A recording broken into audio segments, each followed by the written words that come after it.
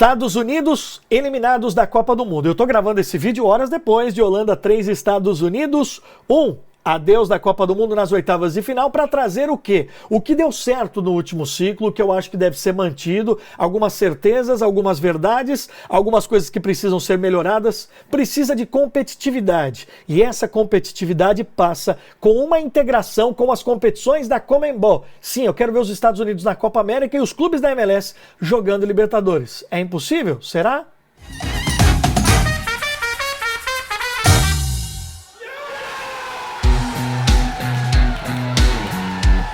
Surpresa? Não. Convenhamos que surpresa seria se a gente estivesse aqui dizendo, olha só que feito, os Estados Unidos eliminaram a Holanda e agora vão pegar a Argentina. Não, deu a lógica, a Argentina e a Holanda se pegam nas quartas de final. Mas tem algumas coisas que aconteceram e que são positivas e é disso que eu vim falar aqui nesse vídeo, olhando principalmente para 2026. Primeiro, vamos recapitular. Essa seleção dos Estados Unidos, nesse último ciclo, conseguiu feitos importantes e a gente não pode tirar isso do mérito. Vamos olhar o copo meio cheio? Primeiro de tudo, os Estados Unidos já são hoje no continente, na América do Norte e Central, a melhor seleção. Isso significa muito.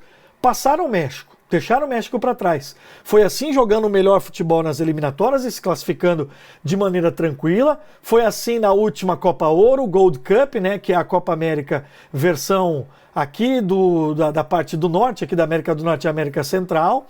Em termos de clubes, algo que não acontecia há muito tempo, o Seattle Sounders ganhou recentemente a CONCACAF Champions League, o que seria pra gente a Libertadores da América do Sul, ganhou de um time mexicano, era algo que não acontecia há muito tempo. Então isso aqui tem um mérito, tá? Uma geração boa, uma geração jovem. Se você não viu o vídeo, eu vou deixar inclusive aqui, ó, o link para você. Quando eu falo dessa convocação, eu destrinchei um pouquinho mais os 26 nomes. Essa é uma geração talentosa que vai muito além do Christian Pulisic, que é o principal jogador, e nessa Copa do Mundo, diga-se, provou que é, tá? Fez uma boa Copa do Mundo o Pulisic. Acho que sai bem, sai fortalecido, e eu vou dizer, inclusive, para os próximos 4 anos, o que precisa acontecer com ele. Tá aqui na minha lista do que poderia acontecer para os Estados Unidos ficarem mais fortes. Mas além do Pulisic, essa geração que tem o Emerson, que tem o Giovanni Reina, que tem o McKennie, esses caras, eles já estão na Europa. Esses caras já estão jogando em grandes centros do futebol. E isso aconteceu o quê? No último ciclo. Então, para mim, também é mérito. E enquanto tudo isso vinha acontecendo, os Estados Unidos têm, a cada ano que passa, mais audiência e mais interesse no soccer. A audiência aumentou não só da MLS, mas do futebol em geral, dos campeonatos que se passa, que se assiste, melhor dizendo, aqui na televisão dos Estados Unidos. As arquibancadas também invariavelmente cheias na MLS, então isso é um ponto positivo. Tem um outro vídeo que está aqui, ó, quando eu fui assistir na semana passada o duelo contra os ingleses, mostrando que o evento foi um sucesso, que rolou legal. Então aqui, essa é a parte boa, acho que está tudo bem. Mas e agora pela frente?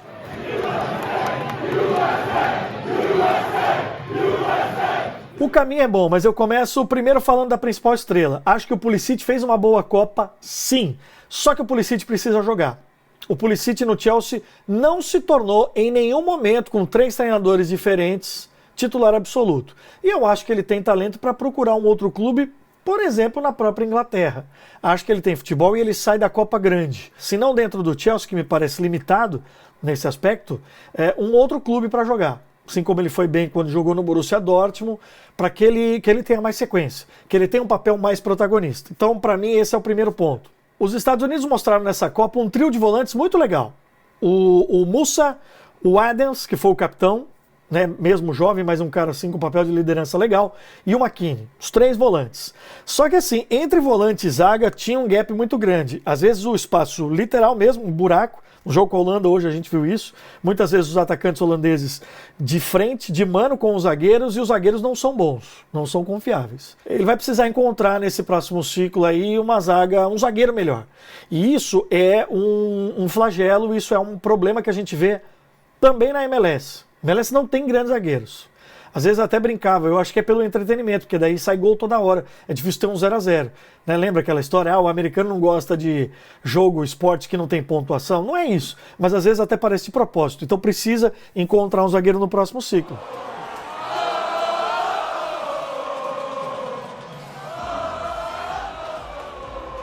Os Estados Unidos precisa de um matador. Ponto. Muitas chances foram criadas. Se você pegar os 3 primeiros jogos, tanto contra Gales, contra a Inglaterra e contra o Irã, e mesmo contra a Holanda, quando estava 0-0, pecou naquele momento decisivo. Então, assim, primeiro, uma falta de peso e tradição, como teve a Holanda. A Holanda foi lá, teve a chance, foi lá e matou. Os Estados Unidos não fizeram isso durante a Copa toda, mas faltou o cara para empurrar para dentro do gol. Não acho que é o Tim Weah, ainda que ele tenha feito uma boa Copa do Mundo. Eu dizia antes da Copa que ele estava ali pelo sobrenome do pai, que foi um grandíssimo jogador, mas acho que ele fez uma boa Copa. Mas precisa encontrar mesmo um centroavante, um definidor. Hoje o Jesus Ferreira, que não tinha entrado 1 minuto sequer, foi lançado pelo Berhalter. Achei assim um pouco estranho. E mal tocou na bola, mas é um cara muito novo, quem sabe para olhar um pouquinho mais para frente. Muito se discutiu o fato do Ricardo Pepi não ter sido convocado, e ele no ciclo foi muito bem jogando na MLS, hoje está lá jogando no futebol holandês, mas enfim, precisa encontrar esse cara. Treinador, primeira pergunta que fizeram aqui para mim, aí o Berhalter vai continuar? Eu acho que sim, e por mais que eu não seja fã dele, eu acho que ele deveria continuar. Eu acho que é importante essa mesma geração, esse ciclo terminar em 2026 com o mesmo técnico. Não consigo ver dentro das opções internas e também não acho que é o momento de um técnico estrangeiro. Acho que tem muito a ver com a procura de uma identidade, este técnico ser um americano que jogou Copa do Mundo, como o Berhalter jogou. E essa expressão que eu usei foi exatamente o que ele disse na entrevista pós-jogo, que os Estados Unidos estão em busca de uma identidade que ele acha que o caminho começou a ser desenhado hoje. Então, não tem terra arrasada não, são mais 4 anos pela frente, com a vaga garantida, serão 48 seleções, mas isso a gente fala num outro dia, e aí tentar fortalecer para cumprir esse projeto de chegar em 2026 para ficar entre os 4 melhores. Agora, por fim, tem um detalhe que para mim seria fundamental e que hoje, politicamente, eu não vejo possível, mas para mim é aqui que passa o desenvolvimento do futebol nos Estados Unidos, que é a integração com a América do Sul. Já houve num determinado momento, se perdeu nos últimos anos, muito pela vaidade de quem comanda tanto a confederação aqui na América do Norte Central quanto na América do Sul, mas eu vejo como uma possibilidade de ganho técnico se clubes jogarem a Libertadores, tiverem a possibilidade de ter mais competitividade e a seleção também jogar a Copa América como um todo.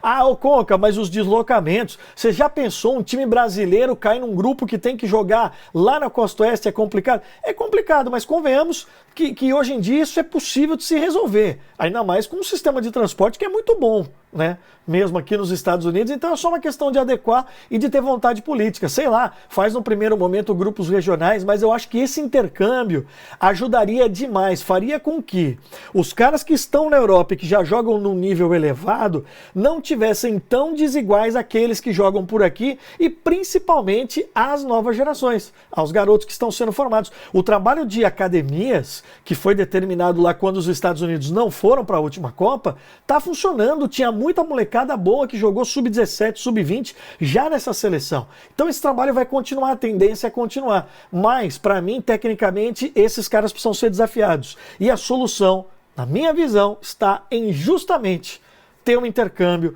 jogar mais contra times da Conmebol, times da América do Sul, times brasileiros, obviamente, inclusive.